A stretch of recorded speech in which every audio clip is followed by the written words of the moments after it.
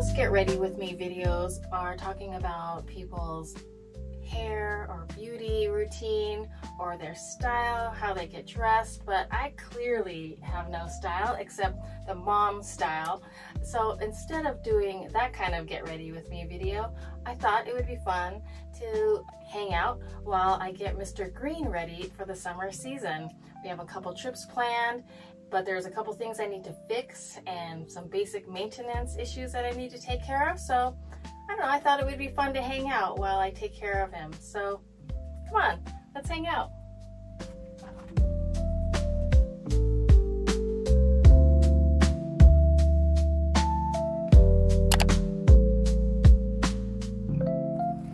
So if you've seen one of my recent videos, I had let my friend borrow the RV, and she ended up running into some issues with the transmission. It just wasn't engaging and it kind of overheated a little bit, and she ended up finding out that the transmission fluid was really low, and so she just, you know, she was kind of far away, so she couldn't do a whole lot, but she ended up putting some transmission fluid in, and it was enough to get it home.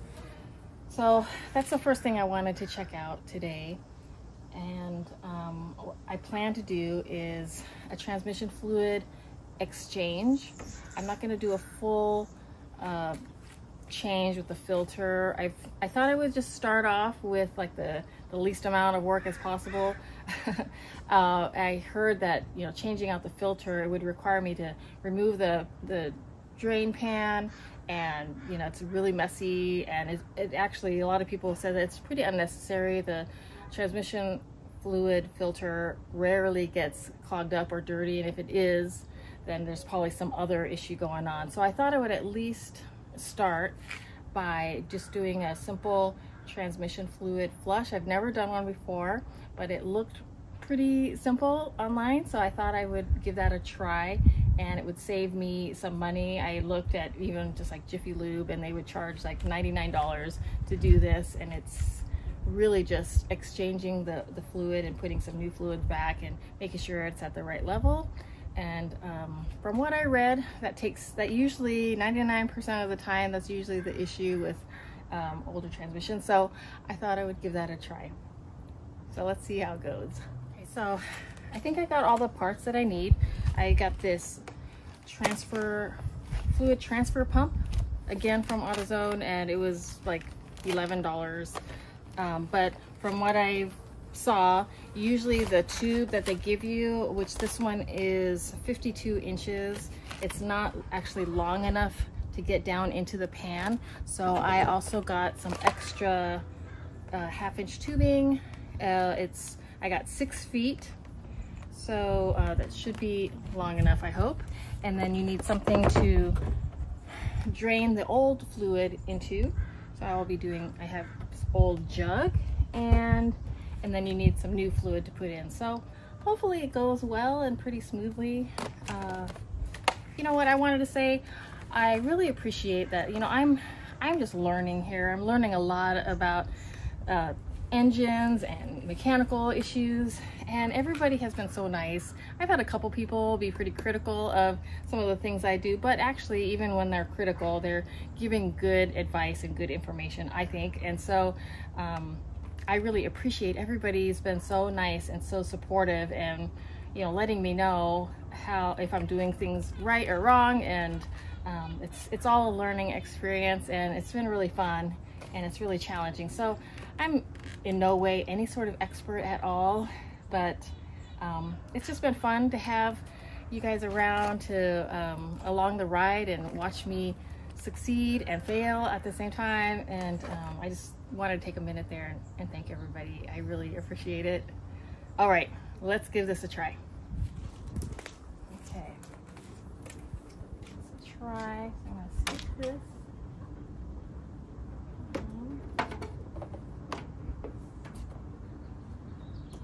I stick that into as far down as I can get it.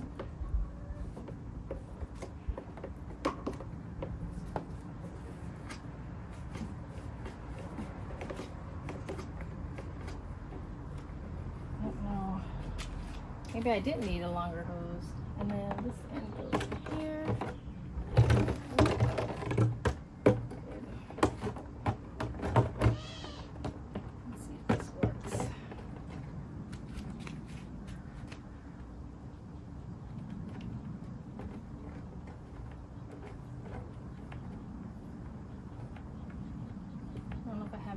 far enough.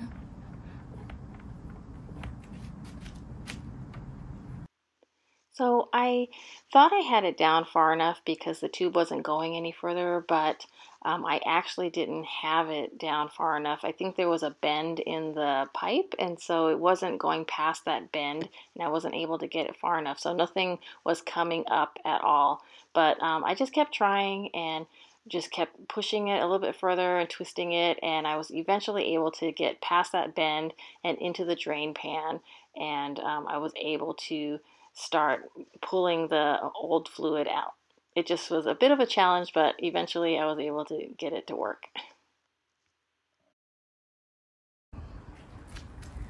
That's all I was able to get out of it, which seems like not very much, which is maybe it was the problem.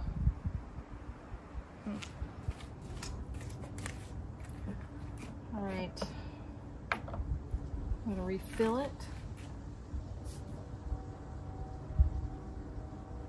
I'm not sure exactly how much to put in here. The book says 14 liters, which seems like a lot, considering this is only 3.78 liters. So that would mean I'd need, you know, like 4 of these.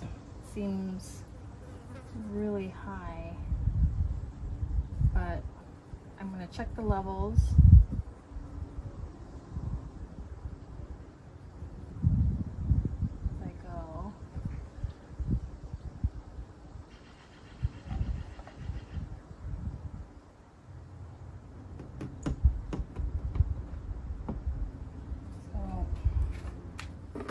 Longest dipstick ever.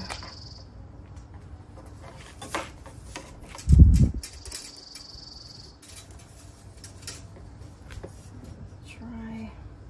So I guess the levels are different when it's on versus when it's off. So I'll get it filled to the right level while it's off and then turn it on. So it looks like it's at the right level. It says cold.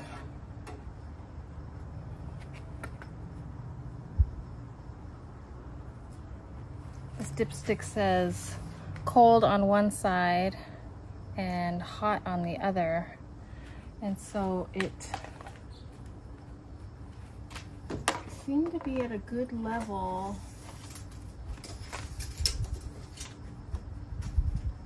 for the cold side.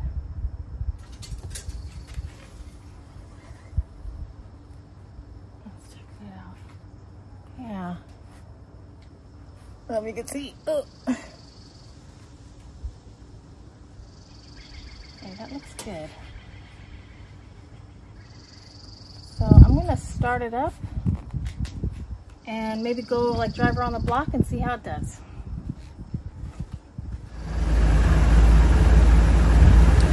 I've had the engine running for a while. I wasn't sure if I'm supposed to test it while the engine's running or I turn it off. So I'm gonna just check the levels a while.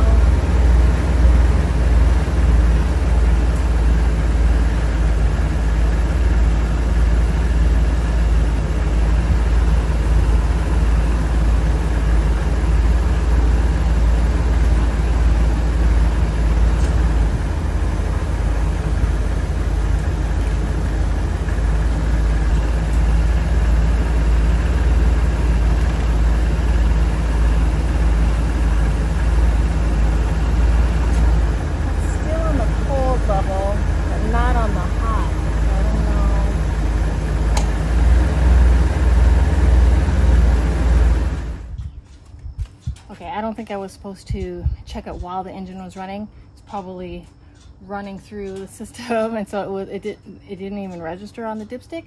So I've turned the engine off now, and now when I measure it, and the engine is warm, still warm. It's at the perfect level. It's at the hot level. So I think we are good on the transmission fluid. And I have to do a couple more things. I'm gonna drive it around, so it'll be a good time to test it out.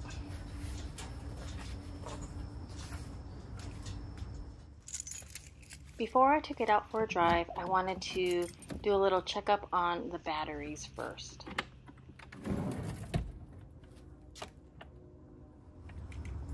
So I've been having issues with the battery, and I realized that the converter was not working, and I wish I made a video about this. I don't know why I didn't, but the converter was bad and I had to replace it. It just wasn't charging the batteries when I was plugged into shore power, or when I would run the generator. It just was not working at all. So the only time the batteries were charged was if I had the engine running or if I was driving.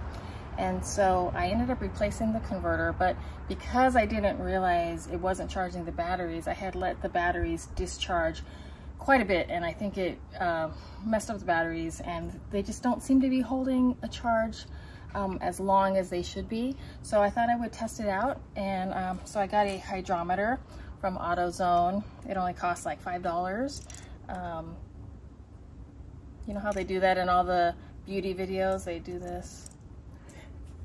It's a joke. I thought it was funny. Anyway, I got this hydrometer from AutoZone. It's only like $5, and it will test out the condition of the battery and let me know officially if I need to replace them, or I don't think there's much to do to repair them. So I'm just gonna see what condition they're in. So I never dealt with these kind of batteries before. I always had the maintenance-free battery, so I didn't even know that you had to test it out.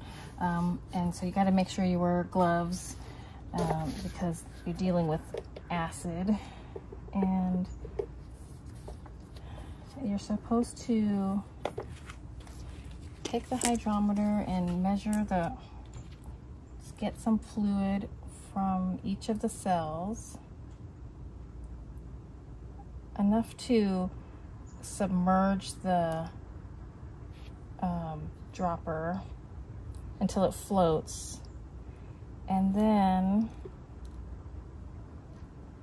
whatever level it's at is supposed to tell you the battery condition. So this one says, I don't know if you can see it, it says fair. So that cell is probably okay. Let's try the next one.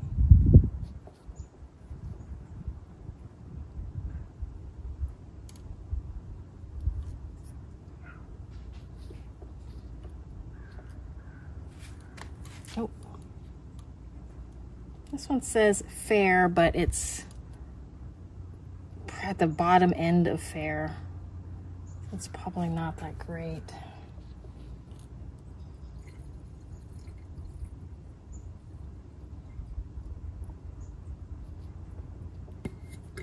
This last one's kind of hard to get to.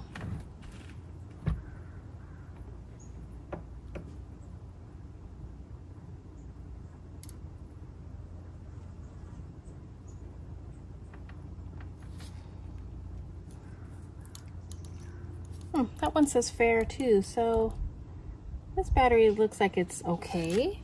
It's probably not the best, but it should still be doing okay.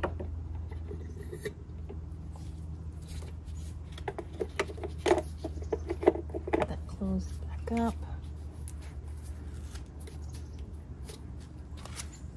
Okay, let's test this second battery.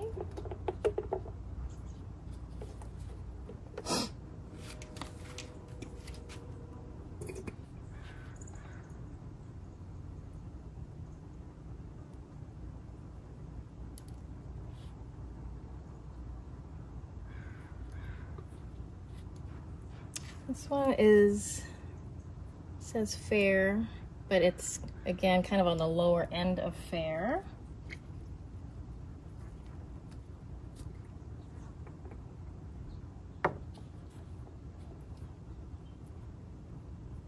It's kind of fun.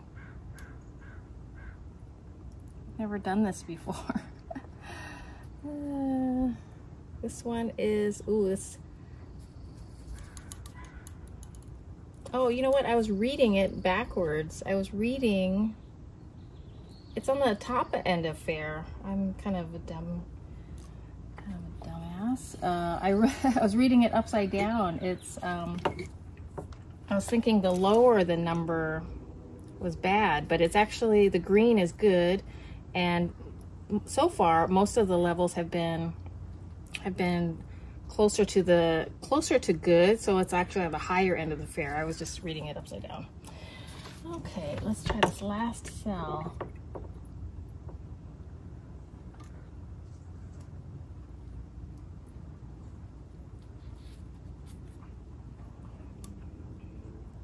And so that one is like in the middle of the fair level. So I'm actually surprised. My battery is still pretty good. Whoops.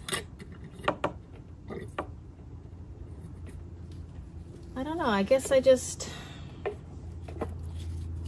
maybe I'm just imagining it. It's probably not the best. I could probably, in all of the fluid levels, you're supposed to fill these with like some distilled water, and they're all pretty, let's see. It looks like the levels are all pretty good. I recently refilled it, so maybe that made it better. Because when I first looked at, after I realized the converter was bad, I did check the battery, and the water levels were low, kind of low, not like super low. And so I did refill them with some distilled water.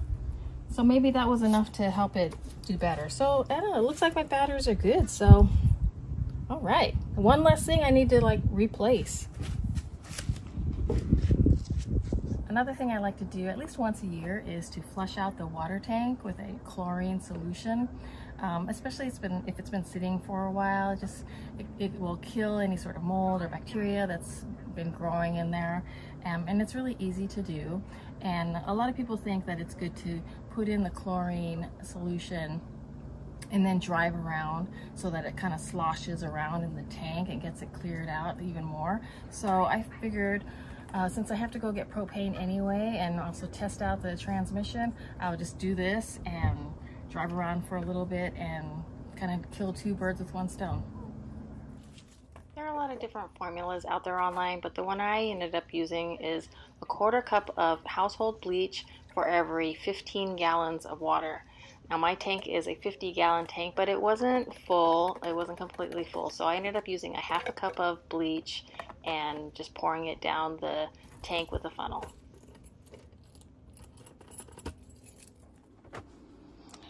So you want to let the water run in all of the sinks, like the bathroom sink, the shower, the toilet, any lines that you have.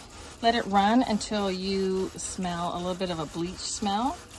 And then once you do, just turn off the faucet, let it sit for a while, maybe half an hour or so, and let it do its thing.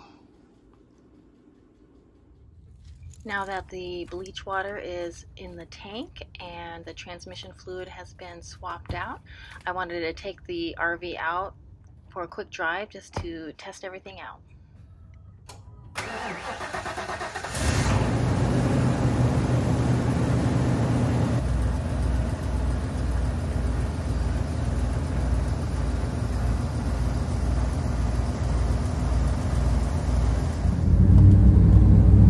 Seems to be running really good now.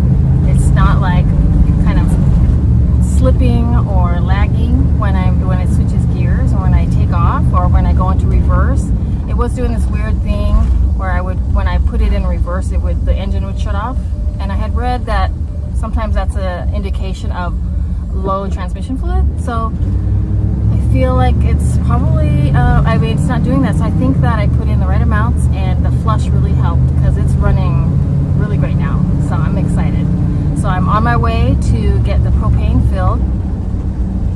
It's summertime here and it's really hot, so I probably don't need it for the heater. I don't think that'll kick on at all, but I still need some propane for the refrigerator and the hot water heater so we can take some showers. So I'm just going to the local store to get that filled. Well, that was interesting. I just got propane filled, and the guy at the station, I've taken it there many times to get filled, and there's a different guy at the station, and he said that he's really not supposed to fill propane tanks that are over 12 years old. I have never been told that, so I'm interested. Now I'm gonna go back and do a little research and see if that's true, or now I'm all paranoid about like my tank. Like, I don't know if something could go wrong with it, or if it's bad, or if I need to, you know, I should probably get it inspected at least. But now I'm all paranoid about it. But I'm gonna have to do some research on that. Nobody's ever told me that before, so I don't know. What do you guys think? Is that something that I should be worried about? Should I get a new tank? He told me I need to get a new tank. It's always something. Okay, so I'm back home now, and as soon as I got home, I did some research on the whole propane issue, and what it is, the guy was not correct at the station. The 12-year rule really only pertains to removable or portable propane tanks, the cylinder type tanks. And so those do have to be inspected every 5 years after they're 12 years old. But any sort of tank that is fixed to an RV, they're meant to be fixed for a lifetime, or they're meant to, you know, for the life of the vehicle. So they're not expected to be changed out or removed every 12 years or even inspected. So if there's any sort of signs of damage like rust or any sort of dents or, you know, leaking, then yes, of course you want to get that fixed, and you know, it should be inspected. But my tank is fine, there's nothing wrong with it. So that guy at the station was not correct. You don't need to replace your tank every 12 years, or it's okay to keep a tank that's older than 12 years. So just wanted to add that. But anyway, I'm back at home, and so now that the water has had time to sit in the water lines, and I drove around a little bit, so it's sloshed around in the tank and was able to, you know, get in there and do its magic. Now you have to just let the water run through all of your pipes. Just let it run and get all the water out of the tank. So this is obviously something you want to do when your tank is kind of on the lower end. You don't want to do it when the tank is full, because then you're just wasting a lot of water. You just have it, because you have to run the whole thing out and dump all of the water tank. So you could either drain the tank from, if there's a drain valve on the exterior, or you can just let it run. Just let it run through your system until the tank is empty. And then all you have to do is go back and refill it. Once you run all the water out of the lines and then dump your gray tank, it's time to refill it with fresh water. And I love this thing. It was just like a little addition to the hose, and it ends up putting a valve on the end of the hose, which is really handy. I used to try to fill it with a regular hose, and you'd have to go back, turn it on, and hold it there. It was kind of a pain, but this works really well, except it leaks.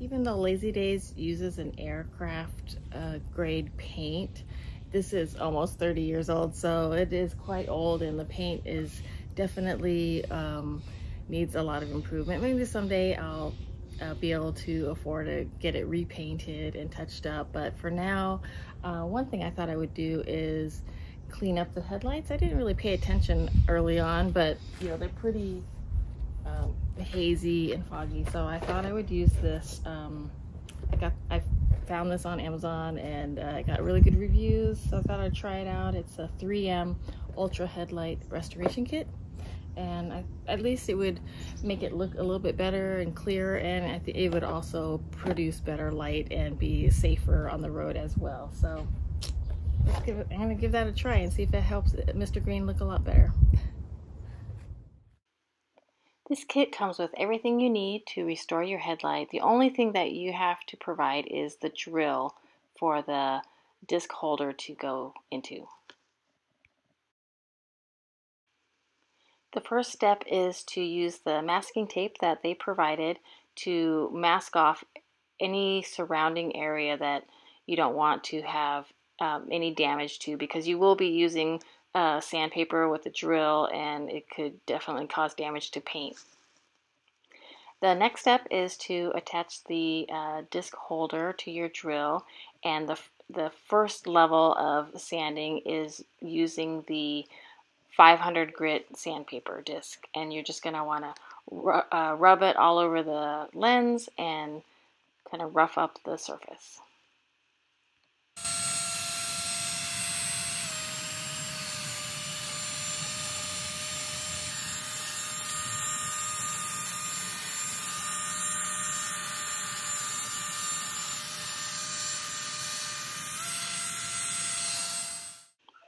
Next, you will continue sanding over the lens again, but this time with the 800 grit sanding disc. This will get the surface a little bit smoother than before.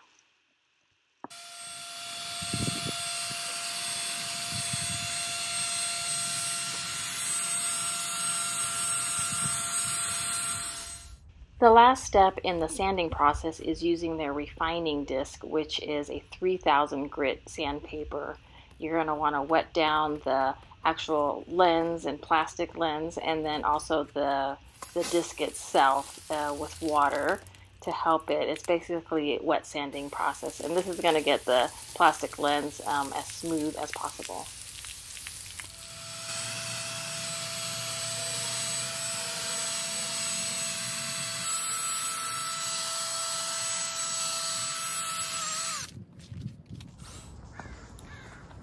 I guess the last step is putting on like this coating, this clear coat coating. I think it's probably like an acrylic, or not an acrylic, I mean some kind of like ceramic coating for it. I don't know, it's not looking very clear, but this is supposed to make it look even clearer and also protect it for 2 years. And they said to wear a glove. I'll be doing that. I said not to unfold it, to just wipe it on.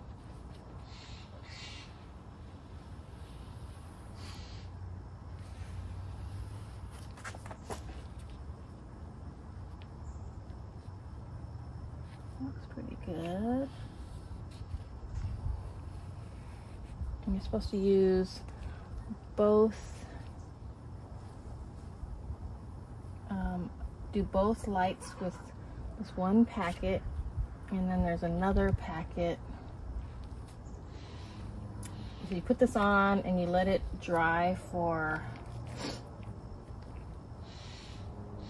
15 minutes, it said, 5 to 15 minutes, and then you go back with a second coat.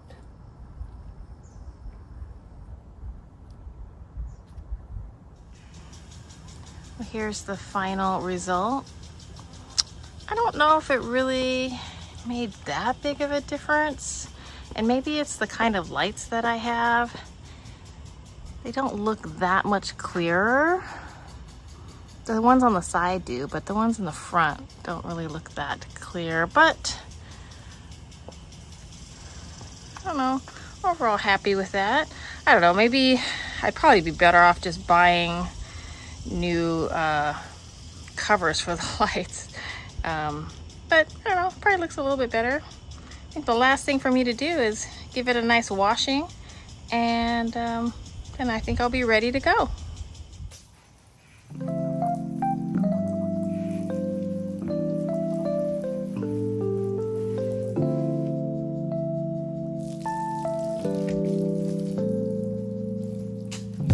Thanks so much for hanging out with me as I get Mr. Green ready for the summer season.